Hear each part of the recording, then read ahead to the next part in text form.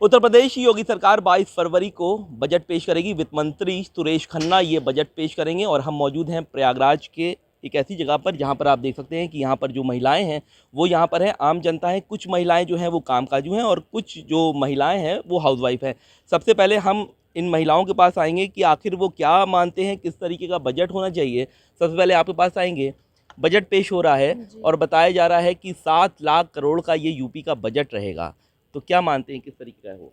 देखिए, जो budget pass होता है और जो एक्चुअली जो इम्प्लीमेंट होता है उसमें बहुत डिफरेंसेस होते हैं। और जो बजट पास हो रहा है एज अ टीचर, तो आई वुड वांट कि जितना भी ज़्यादा बजट जो है वो एजुकेशन से रिलेटेड रहे, चाहे वो टीचर ट्रेनिंग प्रोग्राम हो या फिर फिज़िकल लाइब्रेरीज़ हों या डिजिटल लाइब्रेरीज़।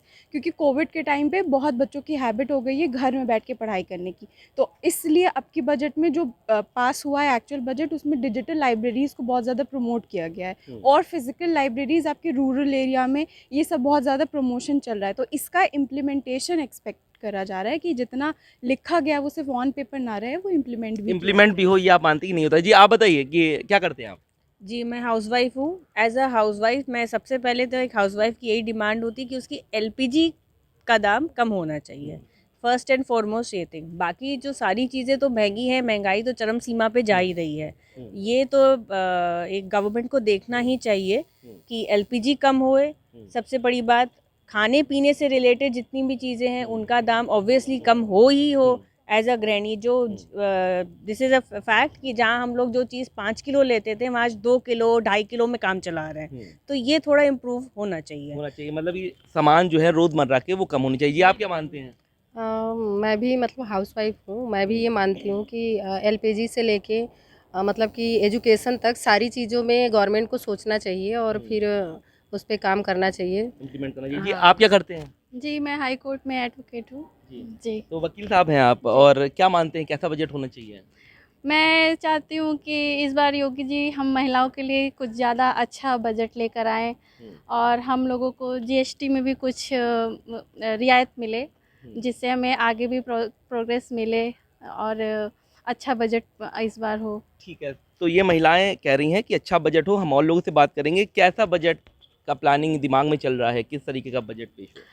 अभी हाल ही में योगी जी ने ग्लोबल इन्वेस्टर्स मीट की थी, तो सिर्फ ये मीट ऑन पेपर ना हो, उसके लिए जो यूथ है यूपी का, मैक्सिमम यूथ जो है वो बाहर जाता है, मुंबई जाता है, दिल्ली जाता है, तो ये जो रूरल एक्सोडस है ये ना होके क्यों ना हम यहीं पे जो एम्प्लॉयमेंट जनरेशन है वो उसको करें। और उसके अलावा जो एजुकेशन के लिए जो भी हम परसेंटेज निकालते हैं बजट का, उसमें से कुछ पार्ट हम रिसर्च एंड डेवलपमेंट के लिए भी निकालें। सिर्फ हम बुकिश नॉलेज पे नहीं बल्कि practical knowledge, research and development पे भी फोकस करें। ठीक है मैम, महंगाई बहुत ज़्यादा है, ऐसे में क्या मानती हैं कि अब की महंगाई कुछ और कम हो, क्योंकि 7 लाख करोड़ बहुत बड़ा बजट होता है ये। देखिए, अगर बजट की बात करें तो जब बजट टर्म आता है तो सभी लोगों के अंदर थोड़ा सा एक कन्फ्यूजन हो जाता है कि किस तरीके से हर किसी एक पर्टिकुलर इंडिविजुअल के बारे में बस सोचा जाए कि हमें फ़ायदा मिले, लेकिन हम कहीं ना कहीं ओवरऑल ये भूल जाते हैं कि हमें पूरे ओवरऑल डेवलपमेंट की ज़रूरत है। इसलिए इस बार जो बजट का एक ब्लूप्रिंट रखा गया है अमृतकाल और सबका साथ और सबका विकास, वही चीज़ चाहते हैं। यहाँ पे हम यूथ से लेकर वुमेन्स, मेन से लेकर ओल्ड पीपल सभी के लिए वर्क करें। ऐसा नहीं है कि कोई डिस्क्रिमिनेशन रहे कि सिर्फ एक वुमेन्स की हो।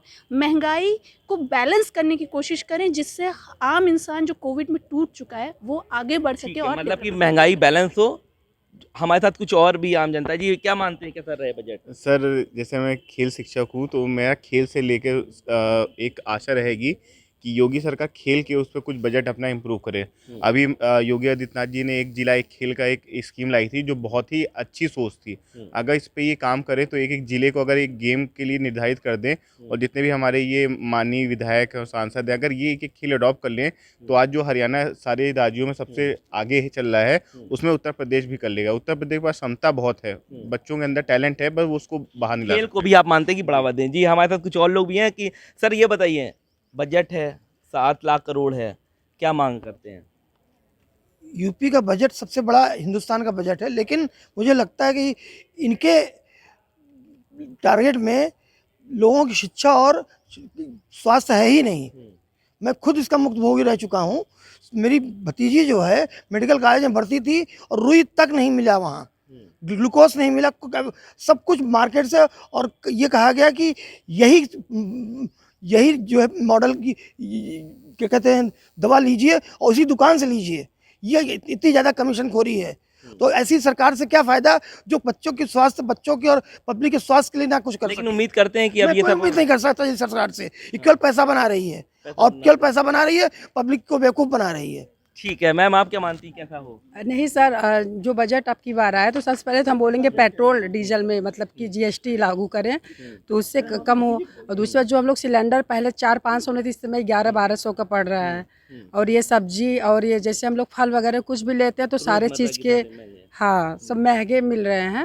लेकिन सबसे पहले ज़्यादा लोग जो पेट्रोल डीजल जो हम लोग को रोज़ स्कूल आना जाना पड़ रहा है तो ये बहुत महंगा हो गया। ठीक है, तो बिल्कुल, तो आप देख सकते हैं कि ये प्रयागराज के अलग अलग वर्गों की राय है। साफ तौर पर इनका कहना यह है कि रोज़मर्रा की जो ज़रूरत के सामान है वो सस्ते हों। अब देखना दिलचस्प होगा जब बजट पेश होता है तो उत्तर प्रदेश योगी सरकार क्या पेश करती है। वीडियो जर्नलिस्ट संगीत उपाध्याय के साथ सैयद आखिर रज़ा, पंजाब केसरी टीवी, प्रयागराज।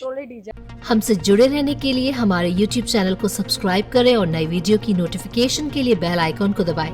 अगर आप ये वीडियो Facebook पर देख रहे हैं तो लाइक जरूर करें और ज्यादा से ज्यादा शेयर करें। धन्यवाद।